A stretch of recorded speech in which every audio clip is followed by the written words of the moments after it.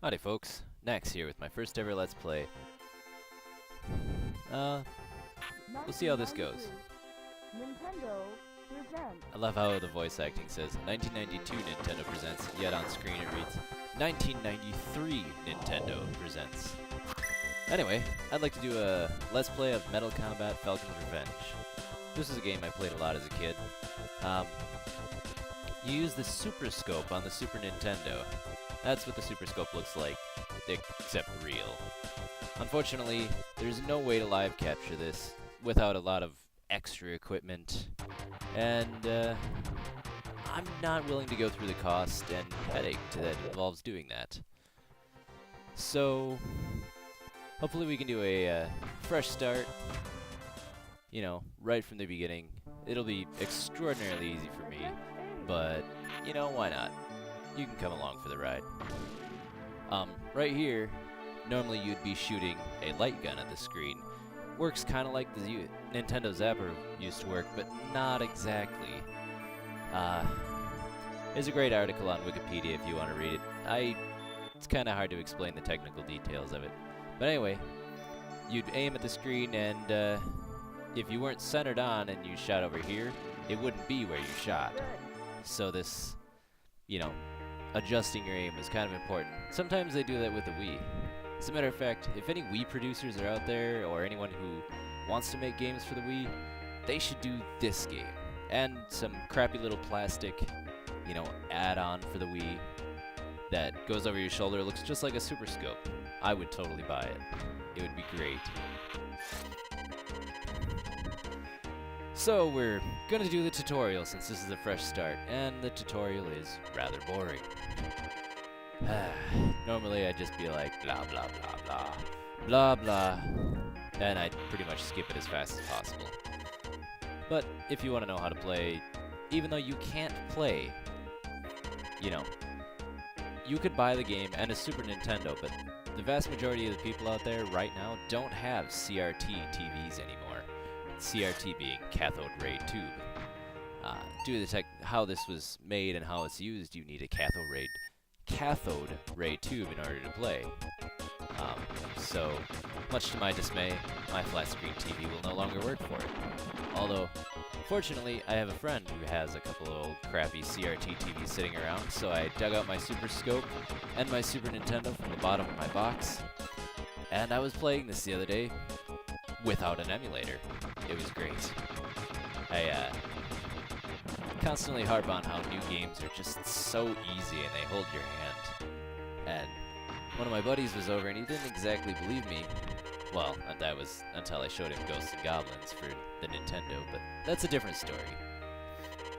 He tried playing this game. Oh man, he's just got it rough. I can pretty much walk through the story mode, then low, then medium.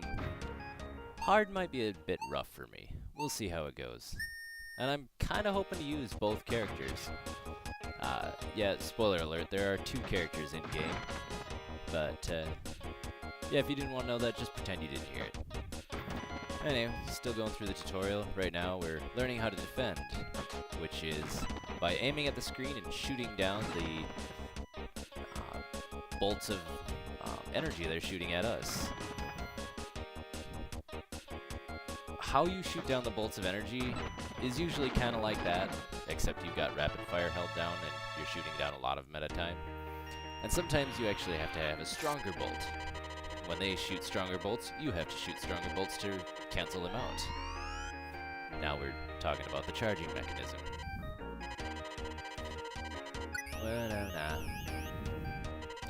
There's actually a game earlier, that's kind of like its predecessor called Battle Clash. But since I first started playing this game, and not Battle Clash, this is the game I'm gonna first start with. Maybe I'll do Battle Clash. Maybe I won't. I probably won't. I actually wasn't planning on doing more than one LP, but I don't have the money to afford the game that I want LP right now, so I got this brand new shiny Fraps, and I just kind of wanted to use it. So, here we are. Anyway, Long, hard day of work. Well, actually it wasn't all that long or hard, but it was awfully frustrating. So I figured sit down, have a bottle of Sing Sao beer, which trying to expand my horizons and try all sorts of different beers all the time. Wow, it's not that bad. You'd figure that you'd want to avoid Sing Sao. That would be, I don't know. Yeah, I wouldn't think a beer named Sing Sao would taste all that good, but it's not bad at all. So as you can see, I have to charge up my bar to intercept these because they're slightly more powerful than, you know, the ones I was shooting down just a second ago. I'll even demonstrate.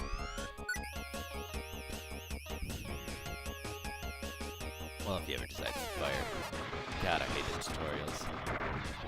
But as you can see there, I took damage because I didn't have a big enough bolt to shoot down his bolt. Anyway, there we go. Oh, this tutorial is taking far too long. Tempted to hit the fast forward button and just blow through it, but oh well. I think the Angry Video Game Nerd did a review of the Super Scope. At least I believe he did.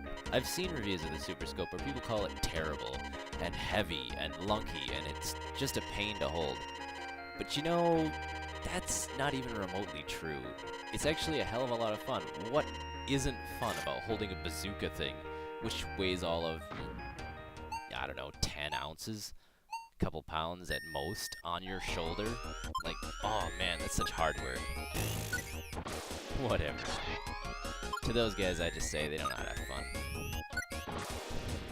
As a matter of fact, it's a lot less eye-straining than, well, I don't know, the 3DS or light gun games in general, where you have to hold your hand out right in front of you. At this rate, you're holding one hand slightly above your shoulder and the other hand slightly in front of your face while looking down an eyepiece. You can rest your hands on the gun. You know, it's resting on your body. You're not actively holding your arm out. Not that a normal person's arm really ever gets tired from shooting at a screen, but yeah, I don't know. If we're gonna be that critical, then yeah, sure. So yeah, we get a bomb, indicated by this little mark. We get one every level, up to 5. After 5, you don't get any more unless you use one. Generally, in the easy levels, I'll probably use them up as I get them because, you know, story mode and low, they're pretty friggin' easy. At least for me, they are. My buddy had a little bit of trouble with the low mode. He kind of walked through it on the story mode, which is what I'm about to play, but, well, you'll see how it gets harder. After this tutorial is over, every enemy should take, 30 some odd seconds, really. At least for me, they do. It depends if I decide to get cocky and try to take off an arm and a limb. But, yeah, that's my playing style. That's actually one of the greatest things about this game is that a lot of the parts are, like, individually targetable. If you want to take the time, you can sit here and just shoot the arm off. It also removes the weapon from their arsenals. Anyway, this is a sort of real battle. It's awfully easy, but it's sort of real. Let's see. Just to demonstrate my whole arm removal thing, there you go. Unfortunately, destroyed the robot at the same time. See, 30 seconds, and I wasn't even being serious about it. Yes! ST Gunner. I can't wait. This is gonna be so much fun, guys. I hope you enjoy this LP. I'll enjoy playing it. It's kind of strange, just sitting and talking to yourself, but, we'll see how it goes. And, welcome along for the ride. This is Nax. See you next time when we go to America.